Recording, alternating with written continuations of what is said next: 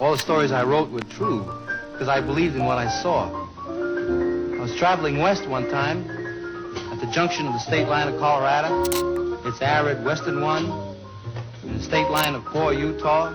I saw in the clouds, huge and massed above the fiery golden desert of even fall, the great image of God with forefinger pointed straight at me, through halos and rolls and gold folds that were like the existence of a gleaming spear in his right hand, which saith, "Come on, boy, go thou across the ground.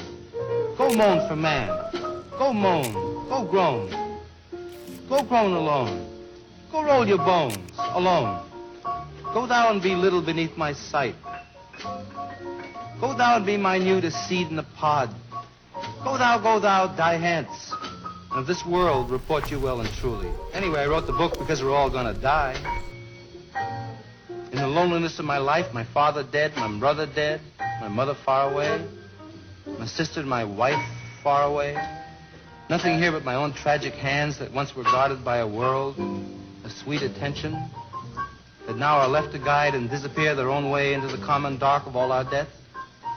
Sleeping in me raw bed alone and stupid, with just this one pride and consolation. My heart broke in a general despair and opened up inwards to the Lord. I made a supplication in this dream.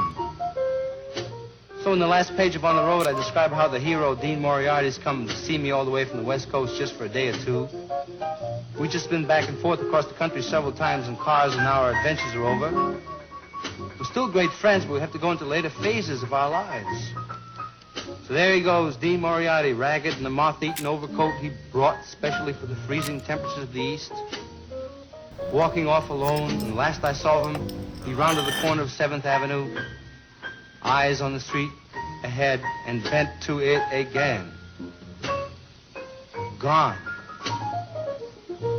So, in America, when the sun goes down, and I sit on the old broken-down river pier watching the long, long skies over New Jersey, and sense all that raw land that rolls in one unbelievable huge bulge over to the West Coast, and all that road going, and all the people dreaming in the immensity of it. In an hour, I know by now that children must be crying in the land where they let the children cry. And tonight the stars will be out, and don't you know that God is Pooh Bear? The evening star must be drooping and shedding her sparkler dims on the prairie, which is just before the coming of complete night that blesses the earth, darkens all the rivers, cups the peaks, and folds the final shore in.